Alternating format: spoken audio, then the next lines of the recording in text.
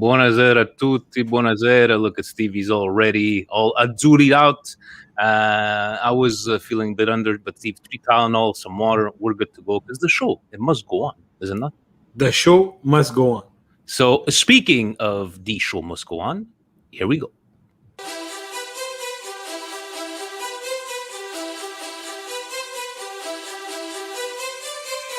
You are listening to the Milan Weekly Podcast, the English voice of Radio Rossonera and Milan fans all over the world.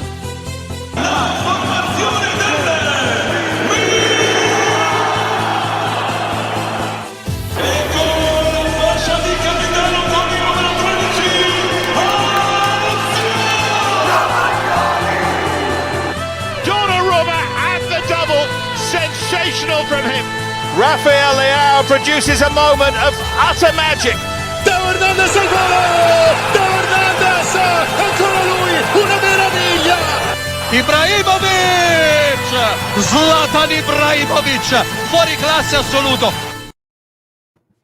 Cari amici sportivi, welcome to a first Azzurri weekly podcast. Here we talk everything Milan/Azzurri, and where Steve, finally, after all these friendlies, international breaks, we are here, and where we're not professionals. Nor do we pretend to be, guys. Guys, it's finally here. It's the Euros, and excitement's in the air. I know it's been a while, Steve, and stuff is reopening. Look at Montreal, things are lifted. It's hot outside. The Canadians look like they're gonna sweep Winnipeg, and Euros are coming back, and feeling good. We're gonna talk about that, but before we do, gotta go through some housekeeping as we always do. First off, Steve, great week. We had our weekly show on Thursday. Special podcast with Evangelista. If you want to maybe touch base and what you guys talked about. Yeah, so check out the interview with Nico from Evangelista Sports, Canada's premium soccer store. The guys at Evangelista are fantastic. They're always there to help. They have a lot of merchandise for the team that you're looking for, Milan included. Shoes for the kids upstairs. They have a wall full of shoes and other merchandise and soccer gear. And look, they've been a partner with us at Milan Club Montreal for the longest time. Always giving us the service that we need, giving the members of Milan Club Montreal the service that they need. And they came through again, guys. They put up 3 fantastic prizes for this giveaway. Milan Weekly Podcast, guys, we're not fancy with the giveaways and the tagging people. We just made it as simple as possible. Of course, President had to make it complicated, but it's all in good fun. It's all for the Azzurri. And look, everybody had a chance to win this great stuff by just entering in the contest. And we thank everybody at Evangelista Sports for that and for giving us the opportunity to meet with them. And it was supposed to be 1, and they decided to give 3 of them. And yes. Great thank you to Evangelistas. And Steve, we do have 3 winners to announce, but we'll just give out the third place one right now. Do you believe Presidente used a randomizer? I think he did Randomizer. By hand. He wrote down the piece everybody in a hat. Everybody in a hat, and he went around LaSalle trying to have people pick like at the festivals, like Amarillo's Ideatrice and all that stuff. But no, all jokes aside, guys, everybody who was entered into a randomizer that for sure Presidente double and triple checked. And the legitimacy of the randomizer. Yeah, the legitimacy. This unfortunately we don't have Price Waterhouse Cooper with the envelopes here. This is the budget that we have. So to announce to the third prize, an Azzurri T-shirt to Antonino Grigano. So Presidente will fax you your prize and your letter and your skill test before you accept this prize. We're going to announce the other ones after that. Azzurri T-shirt, guys. T-shirt. Don't go there and expecting the replica jersey. There's only one, and that's for the first place winner, which we will be announcing later on in the show. There we go. And speaking of happy birthdays today, Steve, not only did Cafu turn 51, our very own, what did you call him in the chat? in our special chat. He's the lean, mean design machine. Sonny! Happy birthday to Sonny, our Milan Weekly podcast art director. Dude, thank you so very much. Happy birthday. I know he was hungover, but still got the work done today. Thank you. And to future Presidente, fellow Milan Club member Adriano, that piece of bread, the pezzo di pane. Guys, happy birthday to you, and sharing it with Cafu. So special shout out to them. Guys, happy birthday. Happy birthday. Stevie P, to EJ, brand new Patreon, said he started listening to us when he was living in the Philippines, now in Sweden. Thank you, EJ, for the support. This has been years and years. So welcome to the Patreon family. And the guys had a great idea, Steve, great idea. He said, why don't we make a WhatsApp group for Patreon? I go, guys, we have a lot of WhatsApp groups, but everybody wants to talk to each other. Andre was trying to he's still in Saudi Arabia here and there. But guys, stay tuned if I do send you a link this week. But thank you always to Patreon. What else do I have here, Steve? What else? Look, I knew it. He was going to be awake. He's awake.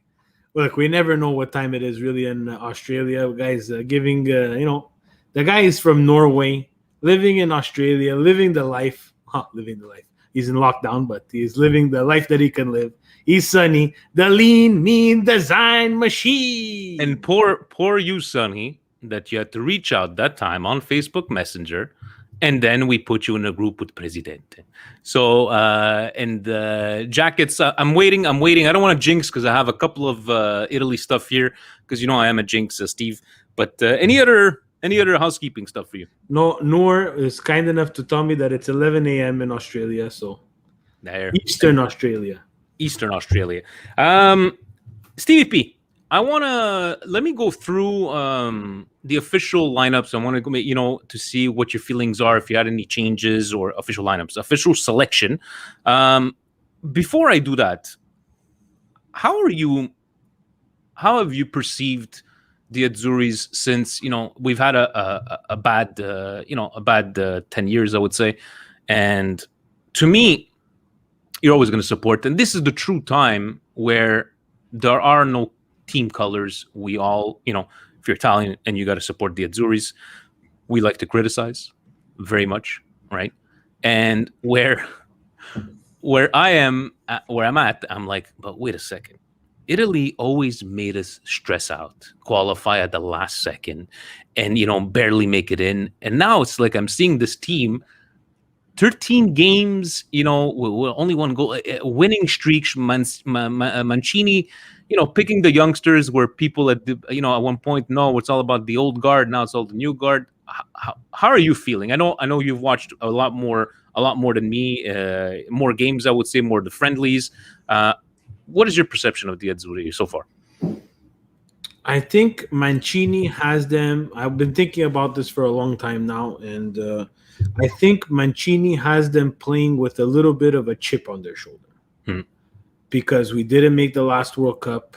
We all know why we didn't make the last World Cup. We're not going to name any names. Ventura. So we went through a dark time, and unfortunately, we went through a dark time where we were transitioning these guys, like the Insignes, the Berardis, the Immobiles, the Bellottis. These guys here, without making that World Cup. Now, I'm not saying they would have all made that World Cup squad, but I've been trying to advocate this a lot. And you saw me in the Milan Club chat. You saw me. I talk to this about all the time. And I gave the example of someone like Pessina. You understand? Not making the squad originally. By these guys missing the World Cup, some of them missing, some of them might not have started in that World Cup. They might have made it. But I truly believe that now with the extended rosters that they have, not everybody's going to play, Vinny, right? So no. You know that there's traditionally 3 changes. 5 changes now. So, yes, it's extended. If the coach is going to use all 5 changes, the squad will be extended and will be stretched. There should be some spots for. I'm not saying it's not sentimental. The player has to be good. He has to be able to be someone da nazionale. Yeah. To go and if he's young, to experience that journey. if he's an older type of player, I remind everybody of 2002.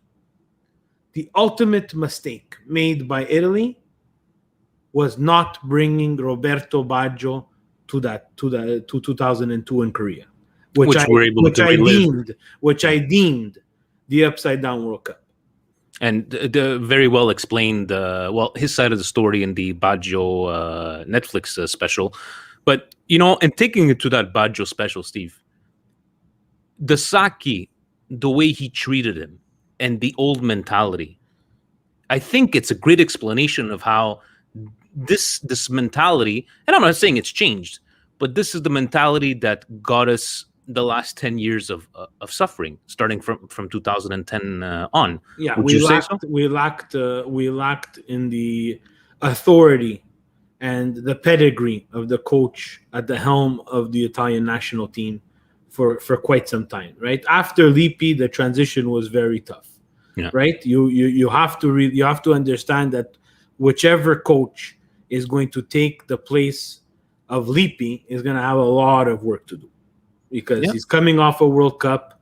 Yes, in my opinion, Lippi made a mistake at the Nations Cup of not transitioning the old guys. But you saw how, missing even qualifying for cups, we started to miss out on the round robin, not make it to the quarters. Because let's face it, guys, Italy's biggest challenge is getting out of the round robin. It's been traditionally that. However we do it, scratching, clawing, tying, coin flips, as long as we get out, we seem to take it to another level once we get into the knockout stage, right? So you saw that, and if we have time, we can talk about the Roberto Baggio Netflix biography, documentary, whatever you want to call it. But you see that, Saki is someone who's not going to take any shit from even a player as great as Baggio.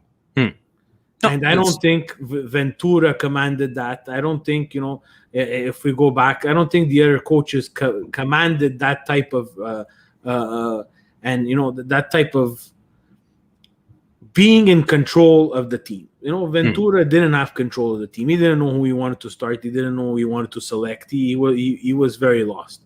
Now with Mancini, you get a different pedigree, someone who's played for the Italian national team.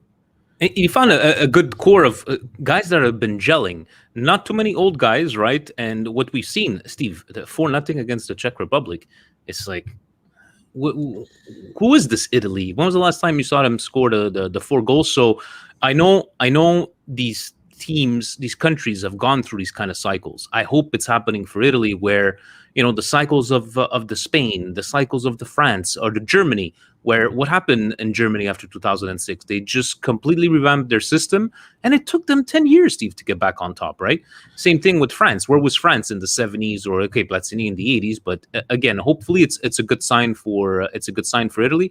Before I get to the players, where do you stand? I always had a little problem with this. Where do you stand on picking players to play for your national team that were not born in Italy? My problem has always been a country like Italy should not need to get a player that is not born. That's my personal opinion. It's nothing to do with racism. I just found it's a grandfather rule that existed way back when. In the other World Cups, it was happening all the time. If that person, deems and in the end, it's his decision, right? Who are we to say he's more Italian than I am, or he's more Italian than the next guy? I understand that they naturalize and they come to Italy and they become Italian and they feel like that's their home. In the end, that's something that they have to deal with. That's a decision that they have to deal with. For me, someone like Jorginho, he thinks he's Italian enough to play for the Italian national team. Who am I to say he's not Italian? No, I'm not but I'm just saying that at all. But I know what you're getting at, but this is my thought process on it. Yeah, I get it. I do get it. But the world has changed, Vinny. It's different times. Like in the past, there was not a lot of stranieri playing in Serie A. We were able to select. Now they're coming over. They love the league. They love the country so much that they would naturalize and become citizens of the country to play. Now, people might say, oh, but he won't play in Brazil. You think Jorginho would not play in Brazil? Yeah, of course he would play in Brazil. Yeah, of course. I think the discussion comes to the naturalized Italian to being born. Camoranesi was born in Argentina, but his family was all Italian. There's that connection from there. But we can talk for hours on this one. In the end, best players that want to come up. I have no problem with it. If those are the players that we're able to select, those are the players. Germany is another example. Germany's team, there's a lot of people that come from Poland and play for Germany. They're born in Poland, naturalized to Germany, become German citizens, and play for Poland. Turkish Turkish people do the same thing. So who are we to say that they're not German, and who are they to say that they're not German? That's what they feel. That's the decision that they're going to make. In Canada, we have that same problem. We have people that leave. Someone like Owen Hargreaves, born in Canada, raised in Canada, left to play professional soccer in England, felt like he played for England. With a team like Brazil, is Jorginho the same type of loss as Canada losing Owen Hargreaves? Absolutely not. Yeah. To Canada, it's detrimental. We cannot afford to lose. But are we doing the lack of a professional league in Canada? It's two different situations. There's a situation for everybody who decides to play for a different country. The Boateng brothers play for different countries. Yeah, I know. It's crazy. Okay. I like this discussion. Starting off with let's get it out of the way. Congratulations to Hold on. We have to take the time to welcome back Frank. Facebook Frank is back after operation. He's ready. He's typing. The fingers are fine. He says he can buy because of the operation. He can buy the Milan home kit this year. Good for you, Frank. I'm sorry I took an operation. I'll try the way I'm doing it now, and hopefully I can join you and we'll take a picture one day together in the Milan jersey. We'll fit into it. So for goaltenders, and get it out of the way, if everything is true as we've seen, congratulations to Donnarumma getting exactly the money that he was expecting, going to play for PSG. So Donnarumma, Meret, and Sirigu. Steve, do you have a problem with these three goaltenders? Would you have? I like the Sirigu because at least a bit of he's your third. Is Meret the third goalie? Just to get somebody of a presence, or who would you have gone with? I don't like the Sirigu selection. We spoke about it a bit with Nico. I would have liked to see Krago from Cagliari take that second shirt or third shirt. Meret in Napoli too doesn't play all the time.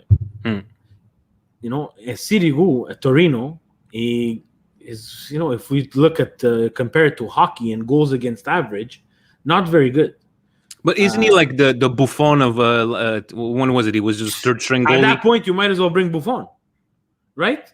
Like I understand Buffon retired from international duty, but if you're gonna bring Sirigu, and I get he plays all the time, and Buffon might not play all the time, but if you're going to bring a veteran like that, I would have rather take Buffon on this journey. That's a good point. Because knock on wood, if something happens to Donnarumma, I can personally say I have no faith in Meret and I have no faith in Sirigu. Yeah, you know what? That's an interesting way to see it, because you're expecting Donnarumma to stand on his head. Standing in front of him to help him out, Steve, the selections: Acerbi, Bastoni, Bonucci, Chiellini, Di Lorenzo, Palmieri, Florenzi, Spinazzola, and Toloi.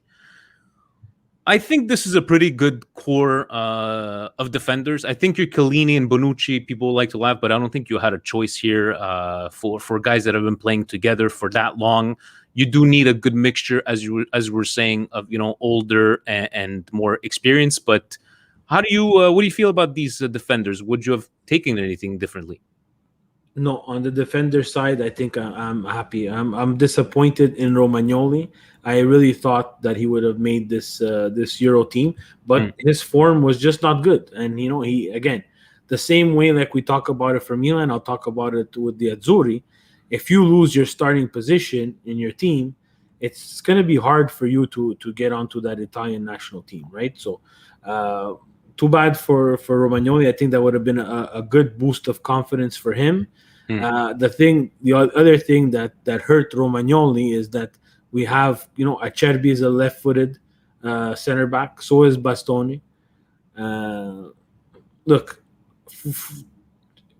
I'm disappointed at Romagnoli. I really thought that it was going to be a good experience for him.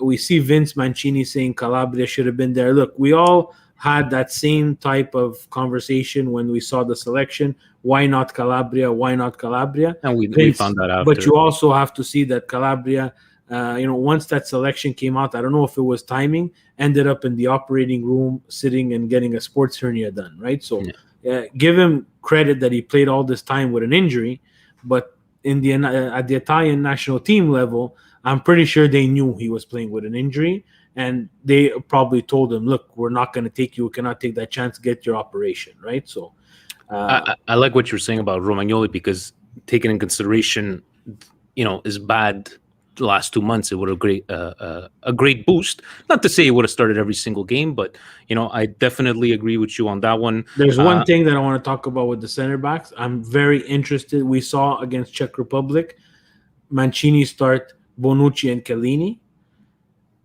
I pray that that's not the starting lineup that we're going to see on Friday. And it's nothing against Bonucci and Chiellini.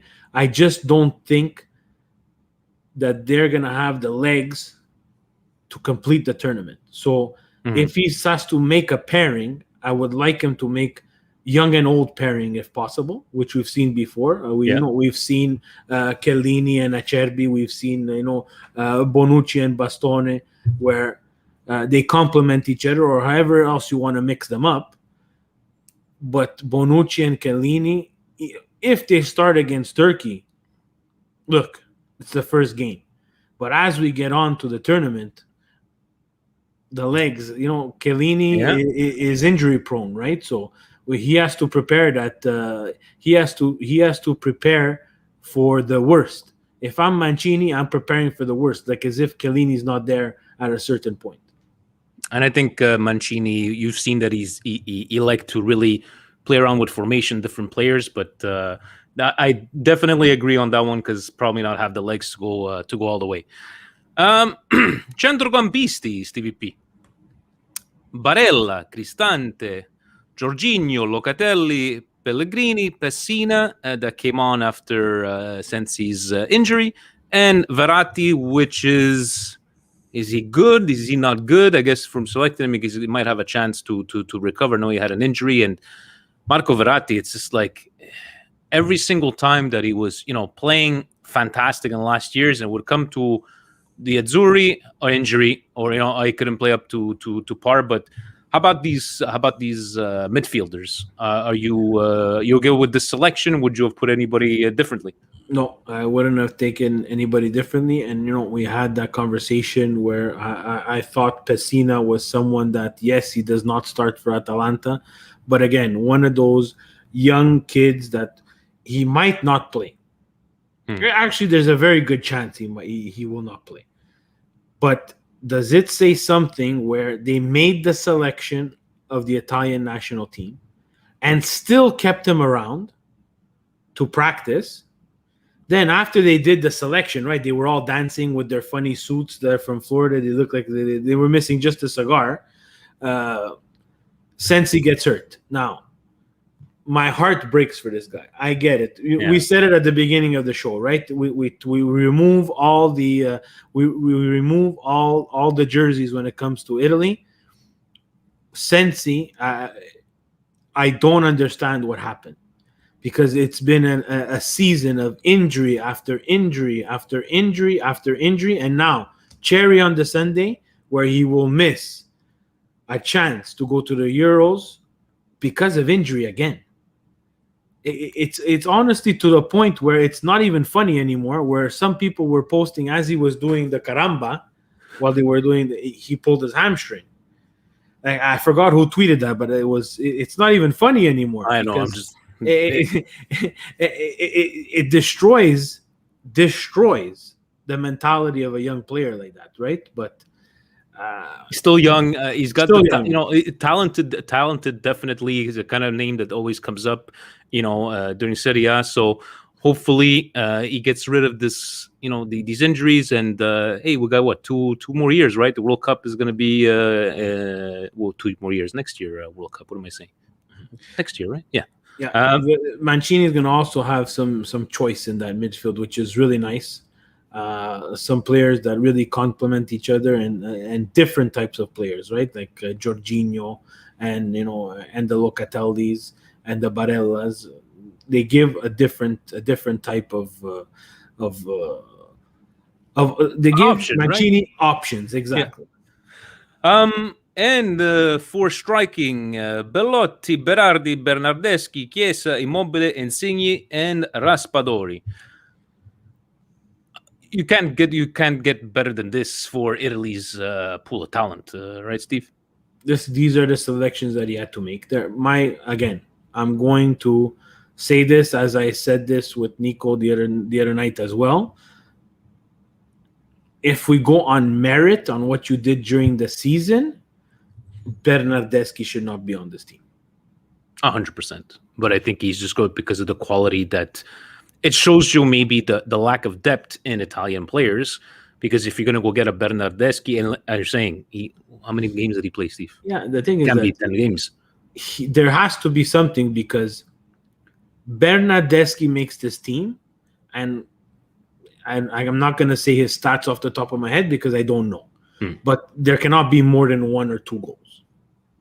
No.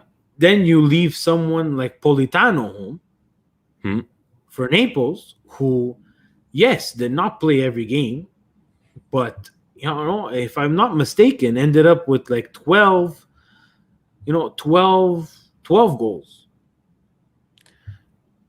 So you're taking a risk there. But Nico brought something up when we spoke on Thursday, which made some sense and kind of convinced me. Bernardeschi, when he puts on the Azzurri shirt, is a different type of player than when he puts on the Juve jersey. Just like Immobile, right, Steve? Are we getting Lazio Immobile? This is my solution for Immobile, guys, and you guys might think I'm crazy.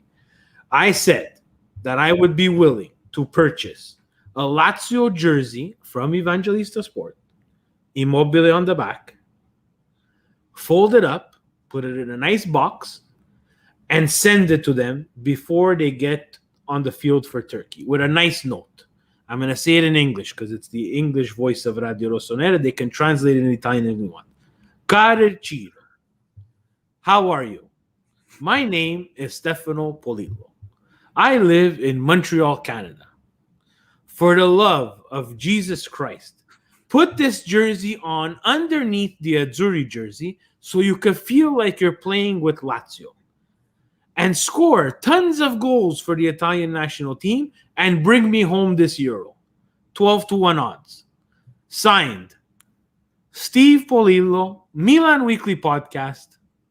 I am not Laziale. Con tant'amore. Con tant'amore. So, out of all these players, Steve, who's your dark horse out of all these players? Who do you think is... Yeah. Berardi.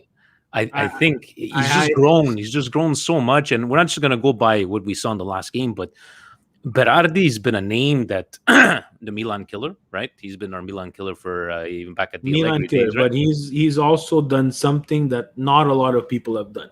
And some people take it as a negative. I take it as a positive. Mm-hmm.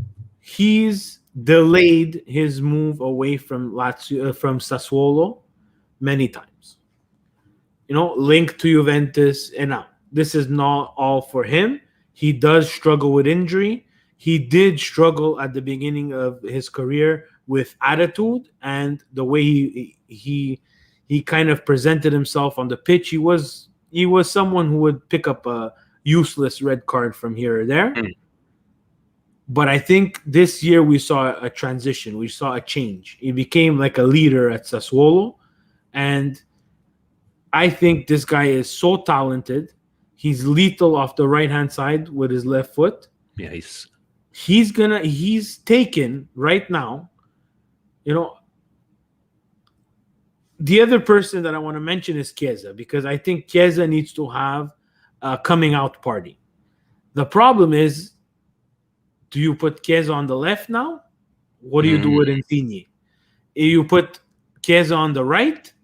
Berardi's in form, guys. You saw against the Czech Republic. Yes, it's a friendly, but the guy is in form. So that window for Berardi is very tight, because the person waiting behind him right now is Chiesa. And I think that once Chiesa gets on the field, it's going to be hard to get Berardi back on the field. Definitely. If he sticks with this formation. Dark horse for me, I'm going to have to go with Barella. Not dark horse, because I think people around the world do not know Barella the way we see him. I think Barella is going to have spotlights on him. And even at his small stature, he's going to be able to show what he's capable of doing. And I think he is a key component of the Azzurris. That's my personal opinion. Hopefully, we got Turkey on Friday, 3:00, Steve. Restrictions lifted. Maybe we'll talk to the guys, see if you guys want to watch. I know we're working. But Steve, out of all these... Turkey. I have a message. You know Hakan's going to have a good game, right? He just signed. Something will break. Something will break. He's going to sign $4 million, and he's going to have the game of his life. Laid a friggin' egg for the last portion of the season, and now against Italy, you're going to have a good game. Something's going to break. I'm warning you guys now. I'll take a picture. I'll post it. Something will break. Steve, out of all these players, though, you see, who do you think out of all these players does not manscape? Who do you think is like a brute? Not manscape. Let me see. Like Acerbi, Bastoni, Bonucci, Chiellini, Di Lorenzo. Chiellini doesn't look like he manscapes. Chiellini doesn't look like he manscapes. Someone has to shave that guy's head.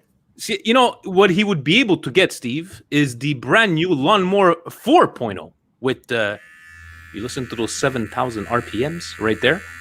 Look at that LED light. See that, Steve? So even if you're in the dark, maybe you know what, Insigne probably has maybe 2 or 3 of these. You should pass it to Chiellini. And when he gives it to Chiellini, he has to tell him, Steve, there are instructions to follow, right?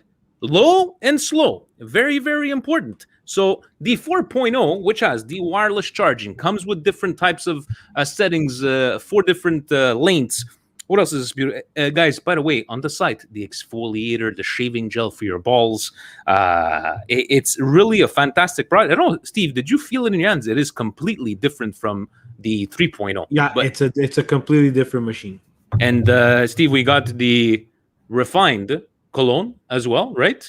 And guys, check them out. MWP as the code for 20% off and free shipping. And Manscaped, I guess they listen to me for putting stuff like this now in the instructions, because this is what I had done. This, guys, no. This. No good. This. All right? Very good. So thank you to Manscaped for sponsoring once again. Stevie, talking about news, Hakan looks like he's going to sign for $4 million. I was thinking, do you think me and you we could just start a website and shoot out rumors of Mercato? Like, Kessie to Madrid for $90 million. We could come up with something like that, right? Yeah, of course. Anybody could come up with anything. That's the beauty of Mercato. You just have to be able to weed through the forest. It's just, we have to wait until official statements, but all these different types of rumors. But Hakan for $4 million, are you, without putting your Steve glasses on, what do you think of this this soon-to-be announcement? It's a digestible contract. I think it's a little overpriced for what we're getting and the lack of inconsistency, but I think it's fair in terms of where we are right now, and we're not making the same mistake that we made with Gigio Donnarumma. We'll get the player signed, and if it doesn't work out, we have a lengthened term of contract that if someone is interested, we can sell, and that person or that team will be able to digest the $4 million. no problem, right? Vince Mancini saying sign him for 4 million, sell him for 30. That's the business now, Vince. It's all jokes aside. His comment here is exactly that. Yeah. Get these players under contract. So once they get closer to contract, if they're not fitting in the plans, by all means, they need to move on. But there's something that I want to mention about this. Yeah. This signing, yes, it's something that we should have done, but it cannot stop the focus and the names that we are seeing for, let's say, if you want to call it backup Hakan Çalhanoğlu. But that's what I want to ask you. Is this not maybe a sign, Steve, that maybe the funds are not there? Because at a certain point, it doesn't look like we were gonna like putting much importance on Hakan, and we just lost for free Donnarumma. What's losing Hakan? But on the other side, I think it's the first time, guys, we've seen consistency from Milan. He's been around for the last 4 years. 4 million, I don't think it's a crazy amount for the experience that he's played. It's not the 7 that he wanted, that's for sure. No, exactly. So do you think this could be taken as a sign that we might not have the funds for the Pauls? I don't think it has anything to do with the funds. I think we're fed up of losing people for no money. We have, Presidente has his take on that, and he says that if people were interested in Hakan, they would offer him at 0. Not necessarily if his salary demands are out in the $7 million range. He was waiting for Qatar or something. Yeah, but if you can go, I'm all for it. I'm not going to judge you, and I'm going to do the same thing like we did to Donnarumma. These players do not have a long shelf life. Let's face it, guys. We're working, and Graziano Pelé went to China for how much? He took the money. He took the money and he ran. But you have to understand, we go to work. We have insurances. I'm sure they have insurances too. The thing with them is that, they can make money with playing a sport that they love, but it could all end very, very quickly. Yeah. And then, you look at the documentaries like ESPN's 30 for 30 Broke, where, it's really putting stuff in perspective, where, it's easy to judge. So I'm like, oh, my God, if I had all that money. But look, 4 million, I think, is a very good price. Hakan, I know we like to trash on the guy and his performances, but when he's good, he was good, right? I know it wasn't very often in the last year, but in the end, a sign of consistency should be announced pretty soon. Steve, any other rumors you want to talk about? You know what? I want to ask you. Let's just say there was a real interest from Real Madrid. What would be your number for Kessie? If you're taking him away from me, I want 90 million. You want my best player. You're willing to say that you want my best player. You're gonna have to pay. I like it. Other news, yes, Donnarumma signing. As I said, I'm there. Congratulations.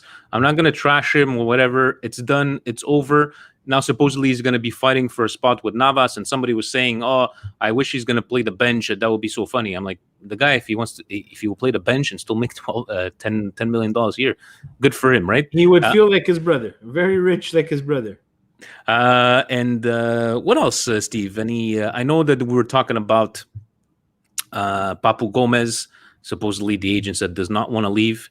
Can you please help me understand? Wasn't there a swap? But please explain to me Gomez? How. Okay, you are a a football journalist. How do you come up with this? Un scambio Castillejo and Papu Gomez. It's very easy, Vinny. Which team, you're an Italian journalist, which team jumps on the news fastest? We could put Milan, Juve, Inter, right? Anything that touches those 3 teams, you jump on right away. The next thing is, what do people love the most? Getting rid of our unwanted or unliked players, without saying something disrespectful to the player, for someone else who would change things up and what we're exactly looking for. It's basically a swap that would happen, or someone would try while playing. Again, people think I'm crazy, but while someone would be playing FIFA, that swap would be attempted. because you want to get rid of an inferior player and bring back the exact player that you need to fill a void in your team. But real life doesn't happen like that. So what they do is they put it out, and they have guys like us continuously click on it and spread it out like wildfire to become something that we're talking about even a week after that it came out. Or Olivier Giroud est fat. They have to. Olivier Giroud signs a renewal, and they have put the option for his renewal. Then you have, but that doesn't really mean that he's not gonna come because he has a gentleman's agreement, guys. Holy shit, man! He even answered on the French RMC Sport, and he's like, "Oh yeah, I heard what Ibra says. It was pretty good, but I don't want to talk about my future. This is the Euros, right?" And they kept on saying, and I'm like, "But where did they get this?"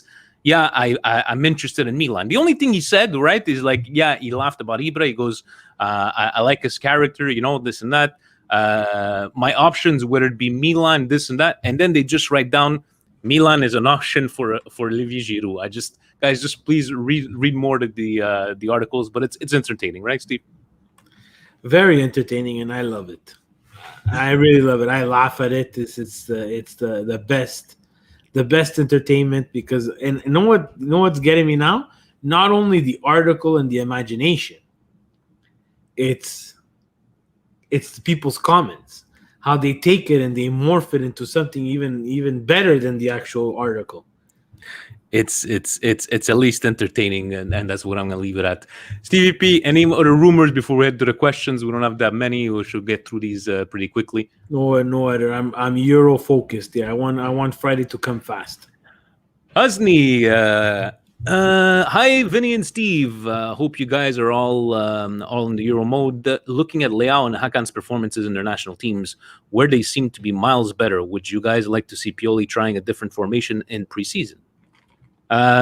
Rock Nation Husney, I don't know where you saw Leao's performance saying that it's better. Well, anyways, I don't He's think probably watching him in the U21. It's not better. It's if he does find it better, it's not better. But how about that? Maybe trying a different formation. Would you even at this point? That's one thing we never changed, right? Seem to always go with that. He didn't need to, but he's gonna have to. He's gonna have to look at Plan A, Plan B now. Pioli's gonna have to understand, and someone's gonna need to sit him down, that it's not Europa League anymore. Now we're in Champions League. All eyes will be on Milan once we make our return there. He needs to produce results, right? So why don't we wait until these backups or maybe replacements and see what we got, and then change from there, right? The squad needs to fill before we try to entertain other formations. And I'm all for having different options where different players can play. There will be injury. There's a lot of games. So if we don't fill up the squad and address those areas of concern that we've said since the beginning of the season, another striker, right wing, backup for Theo Hernandez, and someone to play the general in that midfield in terms of distributing the ball, because the president is always there to recuperate the ball. But we don't want Kessie having to distribute the ball. We've gone through that already. Yeah, remember that? That's not his game, obviously. Oh, and by the way, did you hear Gazzetta? Theo's 30 years old. From Gazzetta dello Sport, that they can even validate ages. Fabio saying, hey boys, with the AWP in full effect, which Italian player do you have the highest expectation on? I feel like it's Donnarumma after all the transfer fiasco, but I think as Milan fans, I got my eye on Berardi. And to piggyback on something from Tommy Time on Saturday, do you think the lack of Italians on the national team hurts Milan? The lack of Italians on the national team? Milan Italians. No. There's nothing to do with it. No, I think the in the end the times have changed. Yes, obviously I wouldn't want to have a team like Inter for all those years and never had not even an Italian on the pitch. But in the end, if your team is going to perform better with players from another country, right? So let's go from there. But who are you expecting? Your highest expectation of? Donnarumma. It's got to be Donnarumma, right? I want to see Donnarumma on the big stage. Yeah, I'm confident in him. The other one, the dark horse, we said it was Berardi. That's fine, but I want to see what what Ciro Immobile has to do on the big stage. Expectations, yeah, that's a good one. Gillis, what's up, guys? Do you think the Azzurri will get a decent striker play from Immobile and Belotti? It's been a while since they had that. Belotti needs not a kick in the ass, but he needs this like to be a good tournament for him. And who knows? I believe Roma is in the race, Steve, to get Belotti. Everybody's in the race. Everybody's in the race, but he hasn't had the best of. The last month of Serie A, so but he also hasn't had the best team in the last 4 years. How much are the rumors for him, Steve? Not 23 million. It's got to be higher than that. Around the 20 to 30 mark, he's going to be sold. Nathan, well, y'all did it. I love Nathan. Over a slow turn the last several years, my heart belongs to Milan. I want everything for this club and can't wait for next season. You guys deserve a raise. Presidente too. I know that man works hard. Take it easy there, Nathan. While I'm digging through old games on YouTube this summer, what are some of your favorite historical Milan performances in Serie A? So Nathan is Patreon from Texas and Bayern Munich guy, starts liking Milan and trying to catch up on different stuff. Steve, I will probably tell him to check, obviously, the 6-0 win. That's one easy to find. Go, Nathan. Just start from 2010, 2011. Go backwards. Go backwards, and those are all our favorite things. Anything from 2011 onward, we've suffered for years, my friend. And you're coming at a fantastic time when we're getting back on Champions League. So welcome to this party. But my honest opinion would be go to 2010, 2011, and go backwards. The 3-2 win against Inter, where we were losing 2-0, and Seedorf scored. Go even watch a loss. Go even watch the Champions League against Manchester United. Kaká was in fine form. Actually, you know what? I just reminded we had got this message probably 3-4 weeks ago. I'm completely sorry, but he was wondering because he was a brand new fan to Milan, and he had kind of read this whole thing of La Curva and Maldini, what the hell happened, and he was trying to, if you guys can touch base on that. Maybe Nathan, you could take a look at that. But his last game at San Siro, pulled a finger to who was it? Fosse de Leone, I believe. It was a special group of ultras that always said that the real captain was Baresi and not him. Very small group of ultras, but I don't know where it came from. I think from the time that there was interest, I believe, from Chelsea, and it never came out and defended, something like that. I'm not 100% sure the whole true story, but I'm sure Frank is going to type us a nice little description of the problem so we could send it. Do you remember that, Steve? I remember the finger. There's also Maldini was one to come out and defend the players a lot, the whistling and and be one to say that whatever happens on the field, not that the fans don't have a part of it, but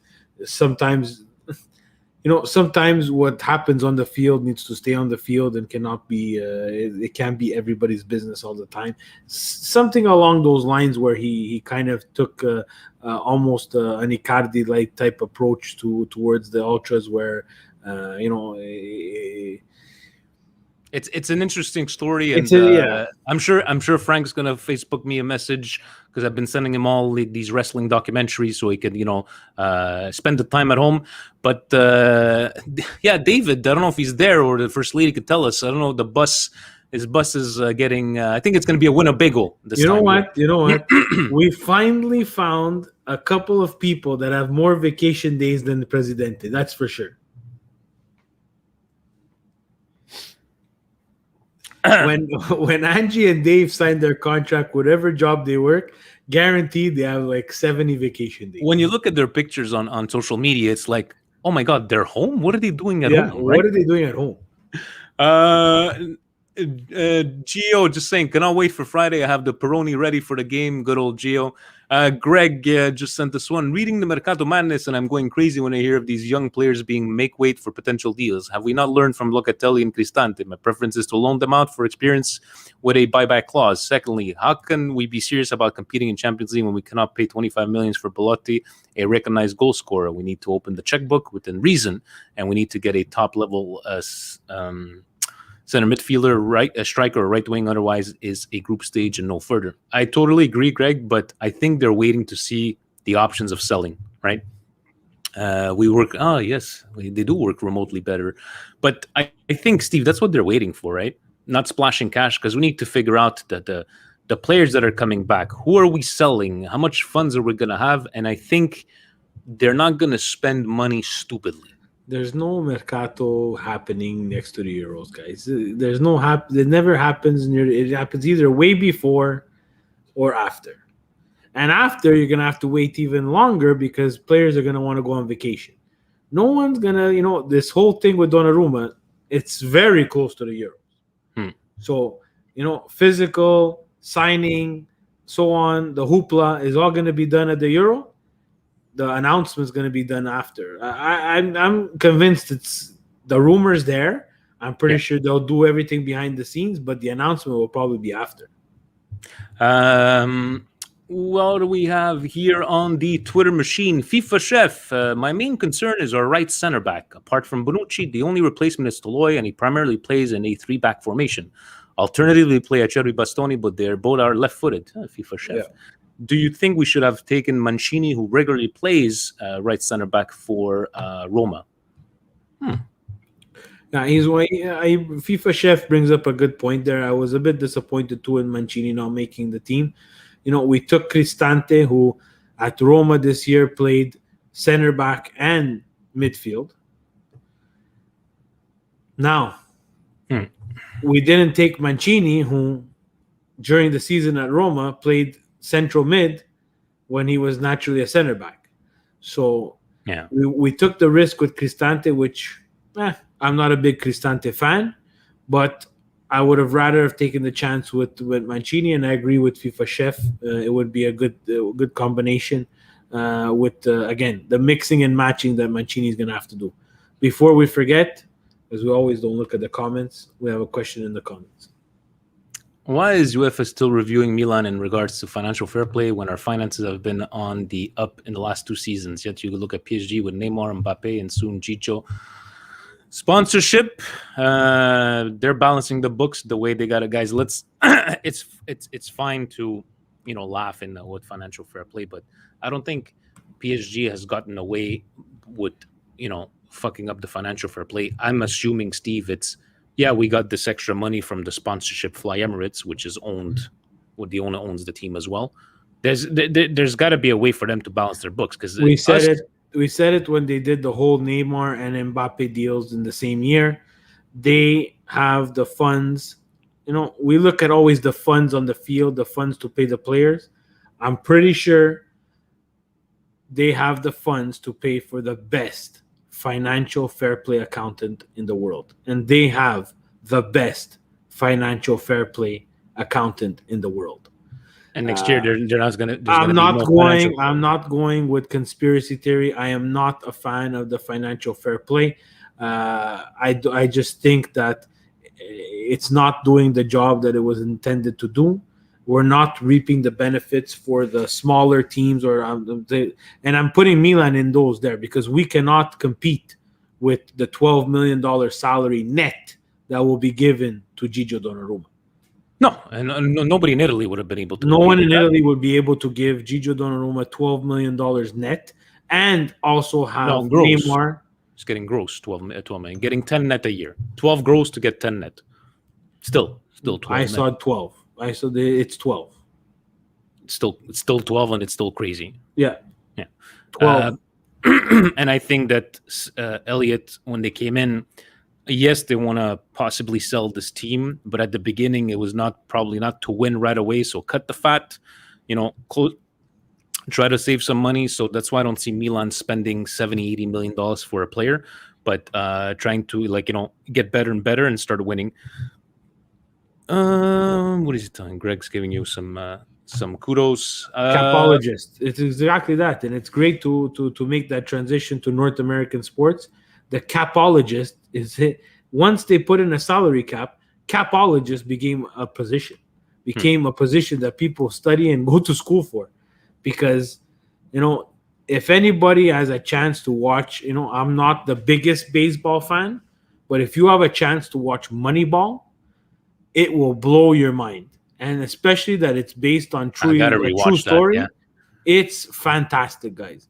Because basically, we're looking for someone to play Moneyball with. Bertolacci. We paid $20 million for Bertolacci. Okay.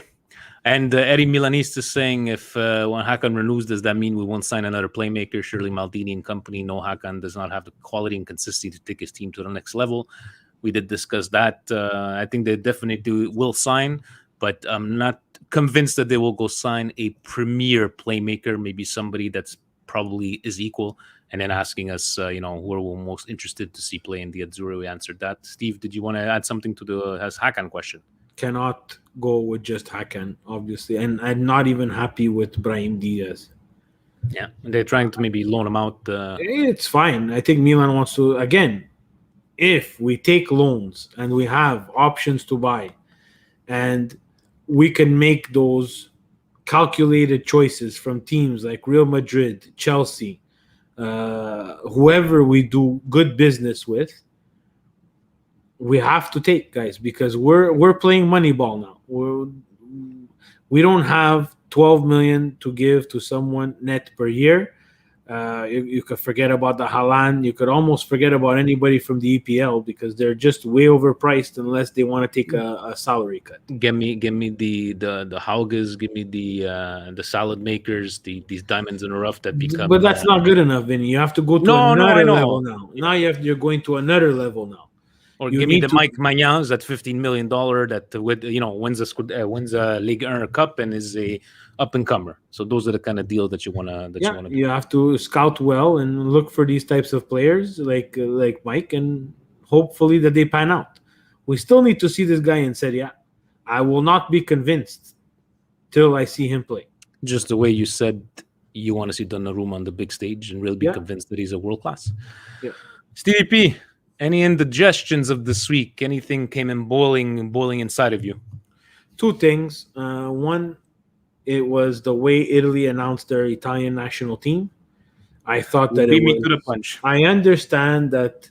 Sorry, you know what? I'll give you that one. I'll make you comment on that one because I have a go. You know what? Go. I'll find something else because I know you're gonna be more entertaining than me. I get it. We Italians never have to do something boring. Just read a list of players or put them up on a screen. But we have given. There's even more pressure now. We better get out of this round robin. We better make it far into this tournament so we can make people forget about the shit show that we did to announce this goddamn team. Because it was like, come on, when it was going to end? I thought it was going to be a 20-minute show. It was almost a 24-hour marathon. Like, they had 3 Napolitans on the stage. I get, we want to include Napoli and everything. But man, it felt like we were at 1998 Pearson Variety Show here. For everybody, Pearson's a high school in Montreal North, which I attended, and I was in that variety show.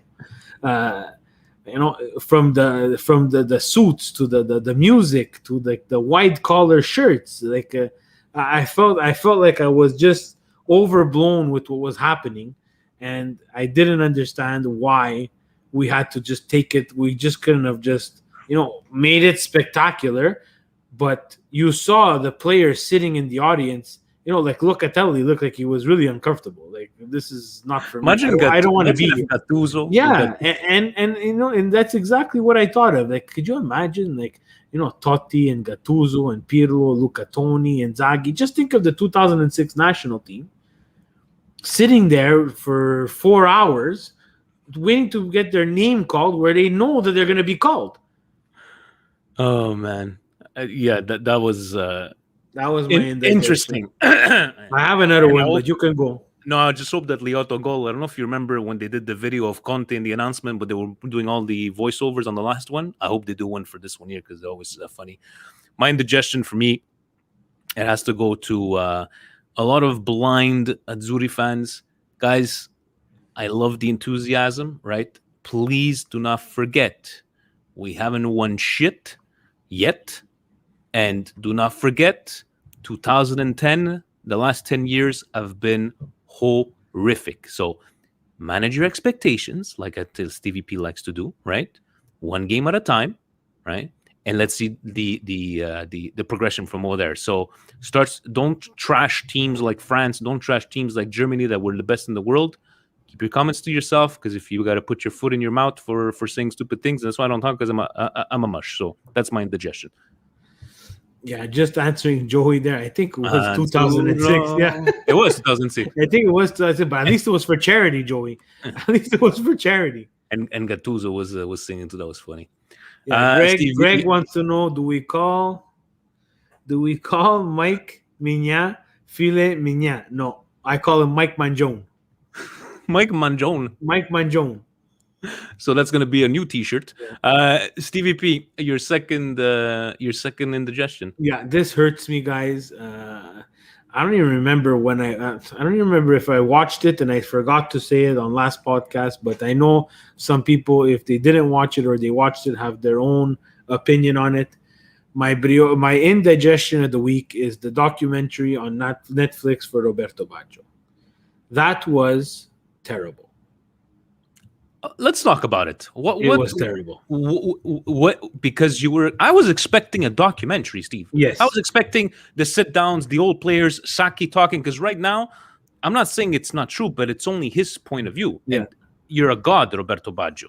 But I is that where were you expecting that? Yeah, What didn't you like about it? Once I found out that someone else was playing Baggio, I was kind of, again, to repeat myself, I managed my expectations.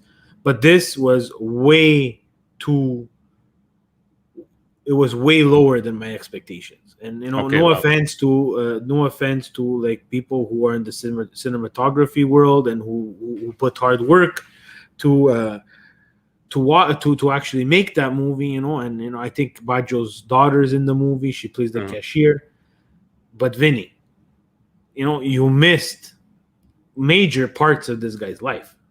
Like, The Last Dance for Michael Jordan has put all these documentaries to a level that when I watch a documentary, I need that type. A lot of bits, too many bits. I mean, moving parts, and also Baggio in himself. There had to be real life.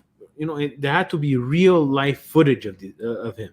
Yeah, real life footage, because someone who's watching it, and I forgot, I think it was Anthony, speaking with Anthony Calcara, he said, Steve, and my kid sat down next to me, wanted to watch. No, sorry, it wasn't Anthony, it was one of my buddies, Sergio. He sat down and watched it, and he's a casual soccer fan, and his kids wanted to watch it. They love soccer, wanted to know Baggio, and left after 20 minutes. This is one of the greatest Italian players of all time, and we served him a disjustice like that. And I don't know, you could have had a Last Dance typically, because I would have loved to hear the other side. I would have loved to hear the other side, the rest of the team in '94. I would have liked to hear what was the decision in 2002, right? He came back, did everything that was asked of him, so hopefully we see something. I prefer the one on Sfide. If you guys have taken a look there on the right there, you can actually watch them directly from the net there. You have Sfide, SFIDE, and there's a lot of on. I like that one better. It's like 45 minutes long, documentary style. So no, there's also another major blunder. One, the red card on Pagliuca, Netflix Baggio filmmakers, was a handball outside the box, not a sliding tackle.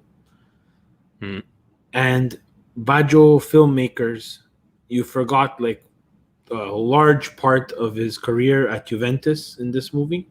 Then moving on, from Fiorentina to Juve, that whole fiasco and the whole transfer, and the best part for me, which is something that I did not know, is that Fiorentina waited for Baggio 1 complete year after his knee injury in Vicenza.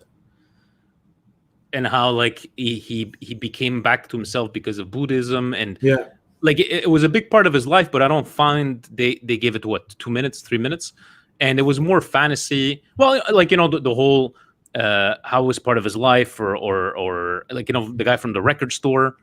Anyways, it was a lot more theatrical. I was really disappointed because I really thought it was going to be a documentary style. So we both agree on that one.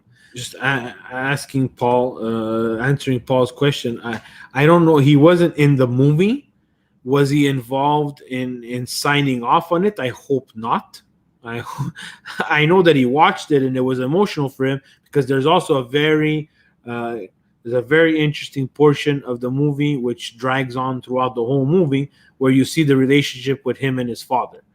He must have. Baggio, He Baggio could not have done anything good enough for his father, and it was amazing to know how many brothers and sisters Baggio had. That was something really cool as well. But I'm just saying, someone of that generation, someone who grew up in that generation, and look, guys, behind you, I followed him forever. I continue to follow him. I just think that he deserves so much more. And tonight, Vinny, just before coming on, I had Vinny Gattuso send me Totti's 2020 movie, where it's actually him talking about his life, and there's footage of when he was a kid.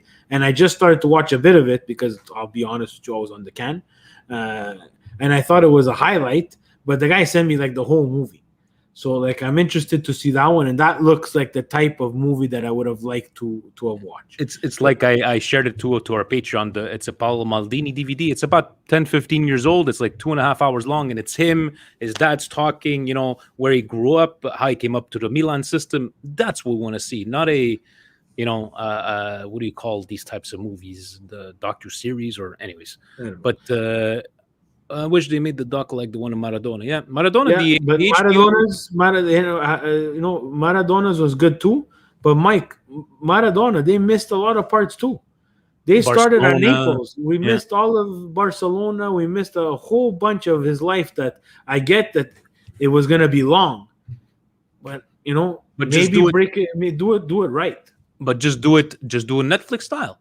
Yeah, 3-parter, 4-parter. He definitely deserves. We were gonna wait. It was gonna be much better than what we saw. And again, I know they're probably never gonna watch this and never gonna see Azzurri weekly podcast. But I was just hurt and I was just frustrated because I wasn't expecting a Netflix Last Dance. But man, what I saw was far, far below what I expected. Let me tell you. Feel good moment, Steve. Your Biyoshki of the week. That's the Euros, guys. It's a long time. It's a long time that I have not been this pumped for a national tournament. And it's not even, I don't even care where they finish right now.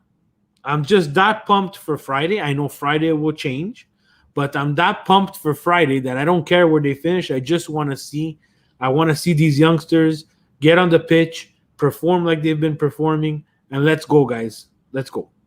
My feel good moment of the week has got to be, I can't wait because everything is open, and I can't wait the old men talking and complaining about everything and having a laugh, just like my father. And we're not going to take it for granted anymore. My father was like, oh yeah, okay, because they won 4-0 now, we're going up because they won 13 games in a row. They think they didn't do nothing yet. These players, I don't even know them. Even though he watches every single week. So I love, especially when I listen to them, just like the Baggio. Remember Baggio? Ma non è buono questo guy. Take him out of the pitch. Yeah. No, Roberto Baggio. So I can't wait for that. And the old man banter. Steve, will we be like that when we were 60s and 70s? I'm not sure. I'm not sure because we're look, we do it now, right? We sit and we complain for an hour and 10 minutes. Look at this. We thought it was going to be short. We're past an hour again, right? So to talk, we can talk, but will we be that bitter? No, because we pay attention to it more. We have more access to than what they had. Then they had a pink newspaper. Whatever they would read and whatever they would see on Rai or whatever scrambled channel they were stealing, they would comment and or whatever they would hear on CFMB, they would regurgitate and repeat. Maybe not even repeating in the exact same words. Have you ever listened to a game back in the day on CFMB with the commentator? Yeah, of course. Allora, Baggio che passa a Baresi è un gol dell'Italia. I mean, what the hell is going on? Just morbid, but on. Yeah. Presidente still probably watches, probably still puts the HDTV, but with the AM audio. Guys, it's been a short one, but yes, we will continue the Azzurri weekly podcast for the next, as long as Italy stays in. This is what we're all about. For people that only join us for Milan, hey, take a break from us. Sometimes, give us a break. Come back with the love. Thank you to everybody. And ovunque e sempre. No, we got to change now, Steve. Well, we could put... Forza Azzurri! Forza Azzurri! Ciao, guys.